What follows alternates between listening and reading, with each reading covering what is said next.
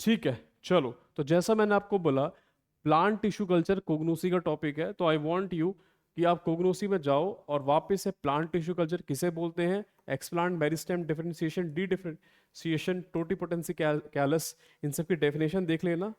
Callus culture, suspension culture, organ culture और protoplast culture की भी डेफिनेशन देख लेना। बाकी प्रोटोप्लास्ट कल्चर मैं पढ़ाऊंगा इसी लेक्चर में, क्योंकि ये हमारा इंपॉर्टेंट है बायोटेक्नोलॉजी पॉइंट ऑफ व्यू से, और सब कल्चरिंग। तो ये सारी चीज़ें आपकी फार्माकोग्नोसी में आ जाएंगी, प्रोटोप्लास्ट कल्चर बायोटेक्नोलॉजी में आता है। ठीक है, अब वो पार्ट देख लेते हैं जो बायोटेक्नोलॉजी के पॉइंट ऑफ व्यू से इंपॉर्टेंट है और प्लांट टिश्यू कल्चर में आता है। ठीक है, हेरी रूट कल्चर। यार ये क्या होता है? ये एक टाइप का ऑर्गन कल्चर है। ठीक है, तो इस पूरी स्लाइड में दो बैक्टीरिया और उनके अंदर क्या मौजूद है और उससे होगा क्या, ये दोनों बात इंपॉर्टेंट है। ठीक है, तो पहला बैक्टीरिया का नाम है एग्रोबैक्टीरियम राइजोजीन्स। ठीक है, ये इनोकुलेट कर दिया जाता है एक्स प्लांट के साथ। एक्स प्लांट क्या है? मान के चलो कोई पौधा है, कोई प्लांट है। ठीक है, कोई प्लांट है, उस प्लांट से कोई सेल या टिश्यू हमने निकाल लिया और उसको कल्चर में ट्रांसफर कर दिया। ये कल्चर मीडियम है, तो इस सेल या टिश्यू को बोला जाएगा एक्स प्लांट। अब होता क्या है, इसके साथ इनोकुलेट कर दिया जाता है एग्रोबैक्टीरियम राइजोजीन्स। मान के चलो ये आपका एग्रोबैक्टीरियम राइजोजीन्स है, बैक्टीरिया है। अब धीरे धीरे क्या होगा, ये एक्स प्लांट जो है वो कुछ नया ऑर्गन बनाएगा, या फिर हो सकता है पूरा का पूरा प्लांट बना दे। प्लांट टिश्यू कल्चर है ना भाई चैप्टर का नाम, तो कुछ बनाएगा ये आगे चल के। तो ये जो एग्रोबैक्टीरियम होता है ना, ये अपना खेल दिखाएगा। इसके पास होता है आर आई प्लास्मिड। प्लास्मिड में मैं बाद में आता हूँ। ये जो आर आई प्लास्मिड होता है, इसका पूरा नाम होता है रूट इंड्यूसिंग प्लास्मिड। इस प्लास्मिड की वजह से हेयरी रूट फॉर्म होता है, मतलब ऐसी जड़ बन जाएगी उस प्लांट में जिसमें हेयर्स होते हैं, और ये हेयर सेकेंडरी मेटाबोलाइट बनाते हैं। तो हम समझ गए, एग्रोबैक्टीरियम राइजोजीन्स में रूट इंड्यूसिंग प्लास्मिड है जो कि सेकेंडरी मेटाबोलाइट बनाता है। क्यों? क्योंकि हेयरी रूट कल्चर हो जाता है। ठीक है, तो बड़ा सिंपल सा था, तो ये हमें क्लियर हो गया। इसमें प्लास्मिड क्या होता है sir? Plasmid basically extra chromosomal DNA होता है। इसको डिटेल में मैं आगे समझाऊंगा। ठीक है, एक्स्ट्रा क्रोमोसोमल डीएनए होता है। मान के चलो सेल है। ठीक है, सेल में सबको पता है डीएनए पड़ा होता है। ठीक है, इसके अलावा जो एक्स्ट्रा डीएनए थोड़ा बहुत थोड़ा बहुत थोड़ा बहुत, इसे बोलते हैं प्लास्मिड। इसके अंदर भी जेनेटिक इंफॉर्मेशन वगैरह होती है। ठीक है, चलो, तो ये पॉइंट यहां पे क्लियर हो गया। आगे चलते हैं। एक और बैक्टीरिया होता है जिसका नाम है एग्रोबैक्टीरियम ट्यूमफेशियंस। ट्यूमफेशियंस। ठीक है, तो ये क्या करता है, इसकी वजह से ट्यूमर का फॉर्मेशन होता है ना, ट्यूमर फॉर्मेशन कैसे करता है? बेसिकली इसके पास होता है T I plasmid. T I मतलब होता है ट्यूमर इंड्यूसिंग। Tumour inducing. ठीक है, ट्यूमर इंड्यूसिंग प्लास्मिड, नाम से ही पता लग रहा है ट्यूमर इंड्यूस करने वाला प्लास्मिड है, मतलब डीएनए है। इस टीआई प्लास्मिड को टीए डीएनए भी बोलते हैं। मैंने क्या बताया आपको, प्लास्मिड डीएनए ही है। ठीक है, तो ये जो प्लास्मिड होता है, जैसे ही इसको प्लांट के साथ हम लगाते हैं तो प्लांट के अंदर ट्यूमर बन जाता है। ठीक है, ट्यूमर बन जाता है, और ये ट्यूमर को बोला जाता है क्राउन गाल डिजीज। ठीक है, तो आपने यहाँ दो बैक्टीरिया पढ़ लिए, एग्रोबैक्टीरियम राइजोजीन्स, जिसकी वजह से क्या हो रहा है, हेरी रूट कल्चर हो रहा है। जो रूट बन रही है वो हेरी हो रही है और उससे सेकेंडरी मेटाबोलाइट बनते हैं। दूसरा आपने पढ़ा एग्रोबैक्टीरियम ट्यूमफेशियंस। ठीक है, इसके अंदर टी आई प्लास्मिड होता है और ये ट्यूमर की फॉर्मेशन कराता है प्लांट के अंदर, और उस डिजीज को बोला जाता है क्राउन गाल डिजीज। That's it. ठीक है, तो ये दोनों बैक्टीरिया के नाम याद रखना, बहुत ज़्यादा इंपॉर्टेंट है। और इन दोनों के अंदर कौन सा प्लास्मिड है? एग्रोबैक्टीरियम के अंदर रूट इंड्यूसिंग प्लास्मिड है, एग्रोबैक्टीरियम ट्यूमफेशियंस के अंदर टी आई प्लास्मिड है। ठीक है, चलो आपको दिखा देता हूँ क्राउन गाल डिजीज दिखती कैसे है। तो आपको दिख रहा होगा ये ट्यूमर सा फॉर्म हो गया, इसे बेसिकली बोला जाता है गाल। गाल बेसिकली ये आउट ग्रोथ्स होती हैं। ठीक है, गाल बोल लो, ट्यूमर बोल लो, आउट ग्रोथ बोल लो, एक ही बात है। ठीक है, चलो, तो ये क्लियर हो गया। चले आगे, चलो let's move forward. Secondary metabolite की बात करते हैं। सेकेंडरी मेटाबोलाइट, तो सेकेंडरी मेटाबोलाइट्स को कलर किया जाता है विया विजुअल एनालिसिस, और विजुअल एनालिसिस के अंदर सबसे कॉमन मेथड है रेडियो इम्यूनोएसे। ठीक है, तो ये पॉइंट याद कर लेना कि जो सेकेंडरी मेटाबोलाइट्स होते हैं ना, सेकेंडरी मेटाबोलाइट्स क्या होते हैं पता है आपको? चलो बताता हूँ। एल्कोलॉइड, ग्लाइकोसाइड, याद आया कुछ कोगनूसी का? ठीक है, इन्हें ही बोलते हैं सेकेंडरी मेटाबोलाइट। तो यहां पर यह बताया गया है कि इनको आइडेंटिफाई कैसे करते हैं। इनको आइडेंटिफाई करने के लिए, पहचानने के लिए हम एक टेक्निक का इस्तेमाल करते हैं, रेडियो इम्यूनोएसे, बस। ठीक है, साथ ही साथ एक और टेक्निक इस्तेमाल होती है। मान के चलो जो मेटाबोलाइट है वो सेल के अंदर वैक्यूल में स्टोर है, मतलब बहुत डीपली स्टोर हो चुका है। ठीक है, उसको निकाल के आइडेंटिफाई करना है, तो उस केस में हम परमिएबलाइजिंग एजेंट का इस्तेमाल करते हैं, जिसका नाम है डाइमिथाइल सल्फोक्साइड, DMSO। ठीक है, ये परमिएबलाइजिंग एजेंट होता है, बहुत ही इंपॉर्टेंट है, जीपैट में पूछा भी हुआ है। ठीक है, ये क्या करता है, सेल की जो मेम्ब्रेन है उसे डिस्टरप्ट, ठीक है, डिस्ट्रॉय कर देता है, जिसकी वजह से अपने आप ही मेटाबोलाइट बाहर आ जाता है। और जैसे ही बाहर आएगा हम रेडियो इम्यूनोएसे की मदद से उसको आइडेंटिफाई कर लेंगे। ठीक है, कलर कर लेंगे, आइडेंटिफाई हो जाएगा। कितना आसान है। चलो ये भी हो गया। नेक्स्ट इंपॉर्टेंट टेबल है, इस टेबल को अच्छे से याद करना है आप लोगों को, क्योंकि यहां से क्वेश्चन आ सकता है आपका। चलो, हिमेटोसाइटोमीटर, इसे सेल काउंटिंग चेंबर बोला जाता है। इसमें हम क्या करते हैं, सेल की काउंटिंग करते हैं। तो बाई चांस ऐसा इंस्ट्रूमेंट पूछ ले जिसकी मदद से सेल को काउंट किया जाता है, हिमेटोसाइटोमीटर। ठीक है, हीमोसाइटोमीटर। चलो, हीमोसाइटोमीटर। ऑस्मोमीटर, ऑस्मोमीटर जो है वो ऑस्मोलैलिटी डिटरमाइन करता है, मतलब बताता है कि सॉल्यूशन के अंदर कंसंट्रेशन कितनी है, सॉल्यूशन के अंदर कंसंट्रेशन कितनी है सॉल्यूट की, सॉल्यूट की कंसंट्रेशन कितनी है सॉल्यूशन में, ऑस्मोलैलिटी। ठीक है, नेक्स्ट फेस कॉन्ट्रास्ट माइक्रोस्कोपी, ये जो होती है ये चेक करती है सेल कितनी वायबल है, कि भैया सेल ग्रो कर पाएगी कि नहीं कर पाएगी, आगे सस्टेन कर पाएगी कि नहीं कर पाएगी। नाइट्रोजन फ्रीजर, ये जो है क्रायो प्रिजर्वेशन करता है सेल लाइंस का और उनको स्टोर करता है। सर ये सेल लाइंस क्या होती हैं?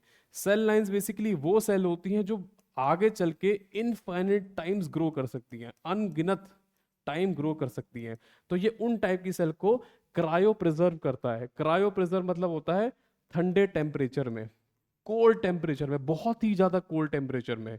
ठीक है, ठंडे टेम्परेचर में। ये आपको मैं फिगर भी बताऊंगा कितना वो डिग्रीज रहता है। तो इट्स एक्सट्रीमली कोल्ड टेम्परेचर जिसमें स्टोरेज की जाती है, माइनस में होता है वो। ठीक है, नाइट्रोजन फ्रीजर। बाकी मैंने यहाँ पर ऑस्मोमीटर का एक पिक्चर भी लगा रखी है ताकि आपको याद हो जाए, क्योंकि कहते हैं पिक्टोरियल मेमोरी ज़्यादा अच्छी होती है as compared to reading memory. Picture देख के में ज़्यादा याद होता है ना। चलो, तो भाई ये टेबल बहुत इंपॉर्टेंट है। सेल को काउंट करना है तो हीमोसाइटोमीटर, जिसे सेल काउंटिंग चेंबर बोलते हैं, ऑस्मोमीटर ऑस्मोलैलिटी के लिए, वायबिलिटी के लिए फेस कॉन्ट्रास्ट माइक्रोस्कोपी, और सेल को प्रिजर्व करने के लिए ताकि आगे चल के इस्तेमाल कर सके, नाइट्रोजन फ्रीजर। ठीक है, चलो नेक्स्ट। तो यहां से हमारी नेक्स्ट यूनिट स्टार्ट होती है, प्रोटोप्लास्ट फ्यूजन। पहली बात तो सर ये प्रोटोप्लास्ट क्या होता है? ठीक है, प्रोटोप्लास्ट बेसिकली मान के चलो ये आपकी सेल है, ठीक है, ये उसके ऊपर सेल वॉल है। बहुत बड़ा बना दिया मैंने, है ना, इतना बड़ा होता नहीं, चलो दोबारा बनाते हैं। ठीक है, ये आपकी सेल है, ठीक है, और उसके ऊपर सेल वॉल की ऐसे कवरिंग होती है, बहुत पतली होती है, यहाँ थोड़ी बड़ी बन रही है। तो अगर इस सेल में से मैं सेल वॉल को रिमूव कर दूं, सेल वॉल को ही रिमूव कर दूं, तो उसके बाद मेरे पास कौन सी सेल बचेगी? ये सेल बचेगी जिसके पास सिर्फ और सिर्फ मेम्ब्रेन है, सेल वॉल नहीं है। इसे ही बोला जाता है क्या? प्रोटोप्लास्ट। Protoplast, protoplast. सर फिर प्रोटोप्लास्ट फ्यूजन क्या होता है? अगर मैं दो डिफरेंट प्रोटोप्लास्ट को आपस में फ्यूज करा दूं, मिला दूं, उसे बोलते हैं प्रोटोप्लास्ट फ्यूजन। तो यही हमें पढ़ना है ना। चलो आगे चलते हैं नेक्स्ट। ओके, तो प्रोटोप्लास्ट फ्यूजन को सोमैटिक हाइब्रिडाइजेशन भी बोलते हैं। हाइब्रिड तो बन रहा है, दो सेल को मिला के एक सेल बनाने वाले हैं, तो हाइब्रिड बनने वाला है, सोमैटिक हाइब्रिडाइजेशन, है ना। तो प्रोटोप्लास्ट क्या होते हैं? नेकेड प्लांट सेल्स होती हैं जिनमें सेल वॉल नहीं होता, जैसा मैंने बताया प्लाज्मा मेम्ब्रेन इनके पास होती है। ठीक है, तो डिफरेंट स्पीशी, अलग अलग स्पीशीज के प्रोटोप्लास्ट को लिया जाता है और आपस में फ्यूज करते हैं जिससे हाइब्रिड बनता है। ठीक है, और इस प्रोसेस को ही हम सोमैटिक हाइब्रिडाइजेशन या प्रोटोप्लास्ट फ्यूजन कहते हैं। ये तो हमें पता ही है। ठीक है, प्रोटोप्लास्ट का जो टर्म है वो पहली बार बताया था हैंस्टीन ने 1880 1880 में। ठीक है, और फर्स्ट बार आइसोलेशन की गई थी क्लर्कर ने 1892 में। ठीक है, चलो, तो जो मेन कॉमन सोर्स होता है प्रोटोप्लास्ट का वो बेसिकली यंग प्लांट्स के मीजोफाइल टिश्यू से आता है। सर ये मीजोफाइल टिश्यू क्या होता है? ये मीजोफाइल टिश्यू वही है जहां पे फोटोसिंथेसिस होती है। फोटोसिंथेसिस होती है। ये मीजोफाइल वही है जहां पे क्लोरोप्लास्ट मौजूद होते हैं। क्लोरोप्लास्ट ये आपने 9th-10th में पढ़ा होगा, फोटोसिंथेसिस क्लोरोप्लास्ट। ठीक है, तो प्रोटोप्लास्ट हमें मिलता है मीजोफाइल टिश्यू से। चलो, अच्छा डायग्राम भी ऐड है, देखो ये जो मीजोफाइल होती है मिडल लेयर होती है, बीच में मौजूद होती है जैसे आपको यहाँ दिख रहा है, और इसके अंदर भर भर के क्लोरोप्लास्ट मौजूद होता है। और ये क्लोरोप्लास्ट की खास बात होती है कि ये फोटोसिंथेसिस करवाता है। फोटोसिंथेसिस करवाता है। फोटोसिंथेसिस करवाता है। ठीक है, चलो, तो भैया ये बीच में आपको दिख गया मीजोफिल, बहुत बढ़िया। आगे चलते हैं नेक्स्ट। ओके, बहुत ही अच्छा डायग्राम है। देखो ये अगर बीच से काटूं तो ये एक प्रोटोप्लास्ट है, ये दूसरा प्रोटोप्लास्ट है, ये आपस में फ्यूज हो रहे हैं, जुड़ रहे हैं। ठीक है, इसे ही बोलते हैं प्रोटोप्लास्ट फ्यूजन या सोमैटिक हाइब्रिडाइजेशन। ठीक है, तो प्रोटोप्लास्ट फ्यूजन का एक थोड़ा सा लंबा चौड़ा प्रोसेस होता है, मैं 3 मिनट या 4 मिनट में कवर करा दूंगा। सबसे पहले प्रोटोप्लास्ट को फ्यूज कराने से पहले, अब ऐसा तो नहीं डायरेक्टली फ्यूज करा दोगे, पहले निकालोगे तो, है ना, तो पहले निकालना जरूरी है। निकालने के लिए मैकेनिकल मेथड का इस्तेमाल पहले करते थे, अब इस्तेमाल नहीं करते क्योंकि स्लो होता है और ईल्ड बहुत कम आती है। ठीक है, इसमें प्लाज्मोलाइसिस का इस्तेमाल किया जाता था। प्लाज्मोलाइसिस क्या होता है? मान के चलो ये सेल है, इसमें से अगर मैं पानी का लॉस करा दूं तो ये अपने आप ही सिकुड़ जाएगी, श्रिंक हो जाएगी। When I remove the water from the cell it will shrink. तो श्रिंक करने के बाद यहां से सेल वॉल निकल जाता था, फिर इसे ही बोलते हैं प्लाज्मोलाइसिस। पर ये वाला मेथड आप इस्तेमाल नहीं करते, हम इस्तेमाल करते हैं एंजाइमेटिक मेथड। इसमें प्रेफर्ड किया जाता है, ईल्ड ज़्यादा आती है। बस जो याद करना है वो एंजाइम के नाम ना आपके जो हैं ये नेम हो जाएंगे, सेलुलेस, पेक्टिनेस और हेमीसेलुलेस। ठीक है, ये याद क्यों करना है? ये याद इसलिए करना है क्योंकि सेल वॉल के अंदर मौजूद होता है सेलुलोस, पेक्टिन और हेमीसेलुलोस, तो उनको तोड़ना है तभी तो सेल वॉल हटेगी वहां से। तो सेलुलोस के लिए सेल्यूलेस, ठीक है, पेक्टिन के लिए पेक्टिनेस, इसे मैसेरो एंजाइम भी बोला जाता है, ये नोट कर लेना। और हेमीसेलुलोस के लिए हेमीसेलुलेस। बहुत आसान है, बस याद कर लो सेल वॉल के अंदर क्या क्या मौजूद है। सेलुलोस मौजूद है, सेल्यूलेस, पेक्टिन मौजूद है, पेक्टिनेस, ठीक है, हेमीसेलुलोस मौजूद है तो हेमीसेलुलेस, वो जाके उस कंपोनेंट को डिग्रेड कर देगा, सेल वॉल आसानी से बाहर निकल जाएगी। ठीक है, चलो आगे चलते हैं। ओके, अब एक बार आपने प्रोटोप्लास्ट को निकाल लिया तो उसकी सफाई भी करोगे, प्यूरिफाई करोगे उसको। ठीक है, प्यूरिफाई करना क्यों जरूरी होता है? क्योंकि कभी कभार खराब ब्रोकन प्रोटोप्लास्ट भी आ जाते हैं या फिर अनडाइजेस्टेड सेल्स भी होती है। तो प्यूरिफाई करने का प्रोसेस बड़ा आसान है, पहले फिल्टर करो और फिर बाद में सेंट्रीफ्यूजेशन करो। ये सारा आपने फार्मा इंजीनियरिंग में पढ़ा होगा, फार्मा टेक्नोलॉजी में। ठीक है, इनकी डेफिनेशन वगैरह कि फिल्ट्रेशन क्या होता है, सेंट्रीफ्यूजेशन क्या होता है। ठीक है, तो भैया प्यूरिफिकेशन हो जाएगा इन प्रोसेस से। अब आपने जैसे ही प्रोटोप्लास्ट को प्यूरिफाई किया उसके बाद एकदम से उसको फ्यूज नहीं कर सकते। रीजन ये है कि चेक करना पड़ेगा कि जो हमने प्रोटोप्लास्ट निकाला था कि वो वायबल है कि नहीं। भाई वो ग्रो कर पाएगा कि नहीं कर पाएगा, हमने निकाल तो लिया, तो वायबिलिटी वो चेक करने के लिए कि वो ग्रो कर पाएगा कि नहीं कर पाएगा। बस अब यहाँ पे हम करते हैं तीन मेथड है, इसको हम देख लेंगे। ये 3 मेथड बहुत ज़्यादा इंपॉर्टेंट है। ठीक है, तो 5 स्टार। पहला मेथड है इवांस ब्लू स्टेनिंग। नाम से पता लग रहा है इसमें क्या होगा, इवांस का डाइल्यूट सॉल्यूशन लिया जाता है, वो भी ब्लू कलर रहता है उसका। ठीक है, इसकी कंसेंट्रेशन लिखी इतनी इंपॉर्टेंट नहीं है। ये क्या करता है, डेड या डैमेज सेल को स्टेन करता है। मान के चलो कि आपके कल्चर में 2 टाइप की सेल है, एक वो है जो वायबल है, जो आगे ग्रो कर सकती हैं, एक है जो डेड है। तो ये जो हमारा स्टेन है ये डेड वाली सेल्स को ब्लू कलर का कर देता है, ब्लू कलर का कर देता है। अब ब्लू कलर हो गया तो ये हम देख पाएंगे कि भाई ब्लू वाली को हटा दो, रिमूव कर दो, तो इस वजह से हमारे पास वायबल सेल्स आइडेंटिफाई हो जाएंगी। कितना आसान था, ठीक है। तो उसमें कलर याद कर लेना, कंसंट्रेशन याद करना चाहते हो याद कर लेना, और ये डैमेज सेल्स को स्टेन करती है। दूसरा मेथड है फ्लोरेसेंट डाइएसिटेट मेथड, एफडीए मेथड। तो इसके अंदर क्या होता है, जैसे कि अगेन वही डायग्राम बताता हूँ, ये आपका जो है कल्चर है। तो बेसिकली क्या होगा, जैसे ही बाहर से आप एफडीए डालोगे, एफडीए डालोगे तो अगेन यहाँ पे दो टाइप की सेल है, वायबल सेल है जो ग्रो करने वाली हैं, और वो सेल है जो डेड सेल है जो ग्रो नहीं करने वाली, ठीक है। तो जो लिविंग सेल्स होती हैं उनके पास एक एंजाइम होता है एस्टरेस, एस्टरेस। तो ये जो लिविंग सेल है इनके पास एक एंजाइम है एस्टरेस, ये एफडीए को तोड़ देती हैं, क्लीव कर देती हैं, तोड़ देती हैं और अपने अंदर स्टोर कर लेती हैं। किसको, एफडीए को, फ्लोरेसिन डाइएसिटेट को। कौन स्टोर कर लेता है, लिविंग सेल, वायबल सेल, ठीक है। तो जो ये स्टोर हो जाता है उसके बाद वहां पर ये ग्रीन फ्लोरेसेंस देता है। तो फ्लोरेसेंस का कलर याद कर लेना, ग्रीन कलर आता है यहाँ पे एफडीए मेथड में, ठीक है। चलो कंसंट्रेशन जो इस्तेमाल करते हैं इसमें फ्लोरेसिन डाइएसिटेट की वो 0.01% होती है, ठीक है। तो पहले मेथड में हमने पढ़ा था डेड सेल से हमें पता लग रहा था कि कौन सी वायबल सेल है। इस मेथड में क्या हुआ कि जो हमारी लिविंग सेल थी, वायबल सेल थी, उसने एफडीए को अपने अंदर स्टोर कर लिया और ग्रीन लाइट प्रोड्यूस कर दी अंडर यूवी लाइट, ठीक है। चलो आगे चलते हैं, next phenolsaffron and stain, it is taken up by dead protoplast which turn red and viable remains constant। Again वही कंसेप्ट, कल्चर में दो टाइप की सेल है, वायबल है और नॉन वायबल है, जो डेड वाली है।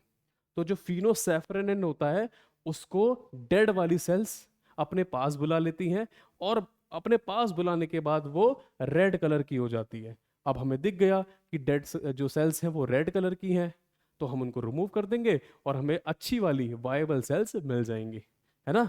चलो तो ये तीन मेथड हैं, इनको याद कर लेना। Evans blue staining FDA method, इसमें ब्लू कलर आ रहा है, नाम से पता लग रहा है, ठीक है। इसमें ग्रीन कलर आ रहा है और इसमें रेड कलर आ रहा है, ठीक है। चलो नेक्स्ट आगे चलते हैं, कल्चर मेथड। अब सीधी सी बात है, प्रोटोप्लास्ट को हमने चेक कर लिया कौन कौन सा प्रोटोप्लास्ट वायबल है जो आगे चल के ग्रो कर जाएगा, ठीक है। तो अब उसको ग्रो कराना पड़ेगा, ग्रो करा के लास्ट में फ्यूज कराएंगे। तो सेकंड लास्ट स्टेप आ गया कल्चर मेथड्स। तो कल्चर मेथड ज़्यादा नहीं है, बड़े सिंपल से हैं, फीडर लेयर टेक्निक।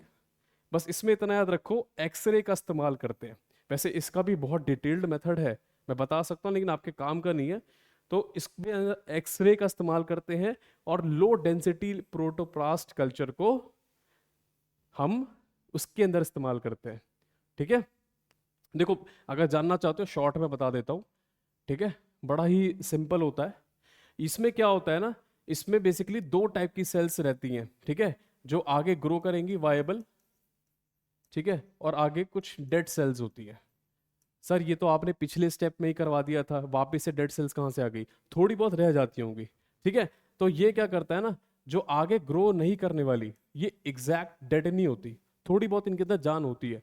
तो हम बाहर से एक्सरेज को हिट करवाते हैं, एक्सरेज को हिट करवाते हैं, किन पे हिट करवाते हैं, इन डेड सेल्स पे, ठीक है। तो ये डेड सेल्स क्या होती है ना, आगे फिर और ग्रो नहीं कर पाती, जो उनके अंदर पोटेंशियल होना था ना वो भी नहीं कर पाती है, ठीक है। बट ये रह जाती है मेटाबॉलिकली एक्टिव। मेटाबॉलिकली एक्टिव का मतलब समझते हो, मेटाबॉलिकली एक्टिव मतलब ये न्यूट्रिएंट्स बनाएंगी, ये कुछ मेटाबोलाइट्स प्रोड्यूस करेंगी और ये मेटाबोलाइट्स फिर हेल्प करते हैं जो अच्छी वाली सेल्स है, वायबल सेल्स है, उनको ग्रो कराने में, ठीक है। तो आई थिंक लॉजिक समझ गए होगे। यहां पर जो थोड़ा कमजोर था उसको मारा जा रहा है, ठीक है, उसको रोका जा रहा है ताकि उससे जो प्रोड्यूस होगा न्यूट्रिएंट या मेटाबोलाइट वो जाके स्ट्रॉन्ग वाले को मिल जाए और वो ग्रो कर जाए, ठीक है। तो यहाँ पे एक्सरे का इस्तेमाल करते हैं, इसको याद रखना। को कल्चर, को कल्चर में क्या होता है, बड़ा ही सिंपल है। इसमें दो डिफरेंट स्पीशीज के प्रोटोप्लास्ट लेते हैं, एक स्लो ग्रोइंग होता है, एक फास्ट ग्रोइंग होता है, और उनको साथ में कल्चर कर देते हैं। ठीक है, को कल्चर, दो डिफरेंट स्पीशीज, एक फास्ट ग्रोइंग एक slow growing. Micro drop culture, micro drop culture के अंदर याद रखना माइक्रो, तो इसके अंदर कल्चर मीडियम का एक टाइनी सा ड्रॉपलेट लिया जाता है, यूजुअली 10 to 50 माइक्रोलीटर। ठीक है, तो ये वैल्यू भी याद रखना। माइक्रो कल्चर से पता लग रहा है कि एक छोटी सी ड्रॉप ली जाती है कल्चर मीडियम से और उसको कल्चर किया जाता है। ठीक है, चलो अब लास्ट स्टेप पे आ जाते हैं, सीधे फ्यूजन पे चलते हैं। तो फ्यूजन मेथड्स, ये क्वेश्चन जी पैट 2013 में आया था, इंपॉर्टेंट है, ऐसे हवा में नहीं पढ़ा रहा कुछ भी, चीज़ें जो इंपॉर्टेंट है वो ही हम डिस्कस कर रहे हैं यहाँ पे। ठीक है, तो फ्यूजन मेथड्स में आता है स्पॉन्टेनियस, मैकेनिकल और इंड्यूस्ड, और ये इंड्यूस वाला ही इंपॉर्टेंट है और यहीं से क्वेश्चन बनेगा। तो मैकेनिकल के अंदर जो है हम क्या करते हैं, मैकेनिकल फ्यूजन करते हैं।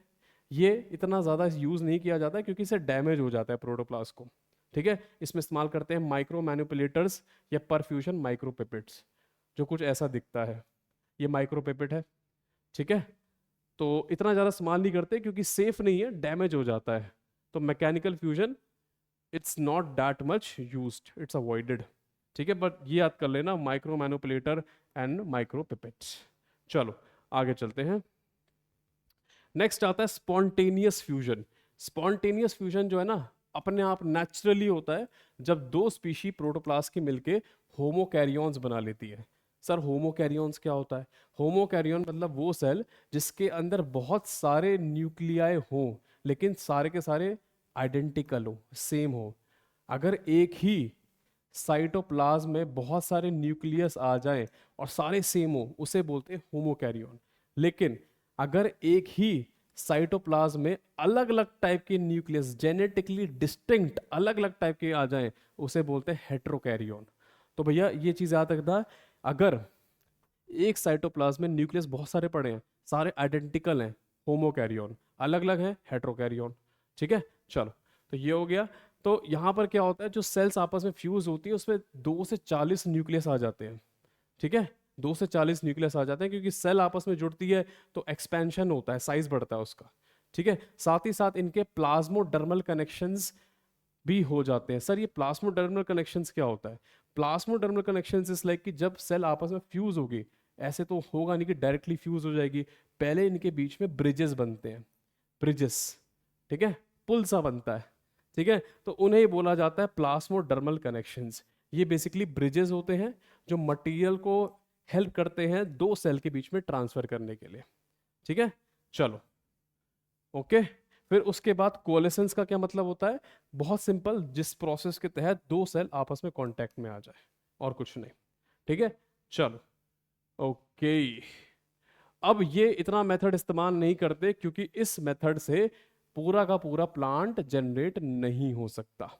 ठीक है, इस पूरी स्लाइड में लेकिन आपने कुछ इंपॉर्टेंट टर्म्स जरूर पढ़े, होमोकैरियन, हेट्रोकैरियन, कोलेसेंस, प्लास्मोडर्मल कनेक्शंस, और मतलब बहुत आसान था, है ना। जैसे मैं कोलेसेंस का मतलब समझाऊं तो दो सेल का आपस में कांटेक्ट करना, कोलेसेंस। प्लास्मोडर्मल कनेक्शन मतलब दोनों के बीच में ब्रिज बन जाना ताकि मटेरियल ट्रांसफर हो सके। तो वर्ड बहुत टफ टफ है, मतलब बहुत आसान है। अब इस स्लाइड पे एक चीज बहुत इंपॉर्टेंट है, वो है सोमा क्लोनल वेरिएशंस। तो प्लांट टिश्यू कल्चर के टाइम पे जो भी म्यूटेशन या जो भी वेरिएशंस आते हैं उन्हें सोमा क्लोनल वेरिएशन बोला जाता है। ठीक है, प्लांट टिश्यू कल्चर के टाइम पे जो भी वेरिएशन आएगा, सोमा क्लोनल वेरिएशन, जो भी म्यूटेशन होगा हमारा भैया सोमा क्लोनल वेरिएशन। चलो लास्ट आ जाता है और इसी से क्वेश्चन आने के चांस हैं, इंड्यूस्ड फ्यूजन। ठीक है, इंड्यूस्ड फ्यूजन। ठीक है, इंड्यूस्ड फ्यूजन के अंदर हम फ्यूजन का इस्तेमाल करते हैं, इनको फ्यूजन इंड्यूसिंग एजेंट बोलते हैं। मतलब कुल मिला के दो प्रोटोप्लास्ट हैं, बीच में हम एक केमिकल लेकर आ रहे हैं जो इनको आपस में जोड़ने में हेल्प करेगा, इसे बोलते हैं फ्यूसाजन, फ्यूजन इंड्यूसिंग एजेंट। तो इसकी ट्रिक है, क्योंकि काफ़ी सारे हैं और जो मेन वाले हैं वो आप याद कर लेना, स्प्लेंड सी। ठीक है, तो जो बता रहा हूँ वो याद कर लेना, एस डेक्स्ट्रान सल्फेट, ये इतना इंपॉर्टेंट नहीं है। पी से polyethylene glycol and polyvinyl alcohol, very very important. And in fact यही क्वेश्चन जी पैट 2013 में आया था। ठीक है। एल से लाइजोजाइम याद कर सकते हो, ठीक है। ई से इलेक्ट्रोफ्यूजन, ये वाला याद होना चाहिए, ठीक है। एन से सोडियम नाइट्रेट, ठीक है, नाइट्राइट, ये भी आपको याद होना चाहिए, ठीक है। और सी से कैल्शियम एट हाई पीएच, ये वाला याद होना चाहिए। तो जिस जिस पे मैंने स्टार किया है वो आपको याद होना चाहिए। खासकर पॉलीइथाइल ग्लाइकोल, ये सबसे ज़्यादा प्रेफर्ड फ्यूजाजन है, सबसे ज़्यादा प्रेफर्ड फ्यूजाजन या फ्यूजन इंड्यूसिंग एजेंट होता है, ठीक है। तो मेक श्योर कि जो जो अंडरलाइन कर रहा हूँ वो चीज़ याद रख लेना, ठीक है। चलो इनके बारे में थोड़ी और बातें कर लेते हैं जो मैंने अंडरलाइन की क्योंकि इंपॉर्टेंट है। तो सबसे पहले सोडियम नाइट्रेट की बात करें तो सोडियम नाइट्रेट 5.5% इस्तेमाल किया जाता है 10% सुक्रोज सॉल्यूशन में, ठीक है। याद हो जाए तो ठीक है, नहीं तो छोड़ देना, इतना इंपॉर्टेंट नहीं है। इंपॉर्टेंट है पॉलीइथाइल ग्लाइकोल जो मेथड ऑफ चॉइस है क्योंकि सबसे कम टॉक्सिक होता है और नॉन स्पेसिफिसिटी के चक्कर में, ठीक है। नॉन स्पेसिफिसिटी भी छोड़ो, इसको भी हटाओ, लो टॉक्सिसिटी ये मेन पॉइंट है, बहुत कम टॉक्सिक होता है, ठीक है। चलो next, calcium at high pH. तो इसके अंदर हम मैनिटॉल का इस्तेमाल करते हैं 0.4 मोलर, ठीक है, जिसके अंदर कैल्शियम मौजूद है, ठीक है, और पीएच है 10.5। अब इसके अंदर वैल्यूज याद करना जरूरी है, एक ये पीएच की वैल्यू याद कर लेना और कैल्शियम की कंसेंट्रेशन याद कर लेना बहुत है, ठीक है। इलेक्ट्रोफ्यूजन पे आ जाते हैं। इलेक्ट्रोफ्यूजन में इलेक्ट्रिक फील्ड का इस्तेमाल करते हैं प्रोटोप्लास्ट को फ्यूज करने के लिए, इलेक्ट्रिक फील्ड क्रिएट हो जाती है, ठीक है। और ये इस मेथड में कोई भी टॉक्सिसिटी नहीं होती, बस कॉस्ट ज़्यादा होती है, महंगा होता है, इसलिए ज़्यादा इस्तेमाल करते हैं पॉलीइथाइलिन ग्लाइकॉल। चलो ठीक है। चलो तो इस पूरी स्लाइड पे आपको ये वैल्यूज जो अंडरलाइन कर रहा हूँ वो याद रखनी है क्योंकि इंपॉर्टेंट है। और ये फैक्ट भी, इलेक्ट्रोफ्यूजन में इलेक्ट्रिक फील्ड का इस्तेमाल करते हैं और इलेक्ट्रिक फील्ड बनती किससे है, इलेक्ट्रोड से बनती है। No toxicity, cost is high, महंगा पड़ता है, महंगा पड़ता है, ठीक है। महंगी चीज़ की आदत नहीं है ज़्यादा, ठीक है, जो भी ये करना चाह रहा है। ओके चलो, तो ये भी आपका क्लियर हो गया। ओके अब अगला टॉपिक हम जो पढ़ेंगे वो बहुत ही इंपॉर्टेंट टॉपिक है, बायोरिएक्टर्स, जिन्हें प्यार से बोला जाता है फर्मेंटर्स। और तो और फर्मेंटर्स में ही आप पढ़ते हो फर्मेंटेशन, तो वो वाला टॉपिक आ गया और ये एक इम्पॉर्टेंट टॉपिक है जिससे जी पैट में 2 बार क्वेश्चन आया हुआ है, ठीक है। चलो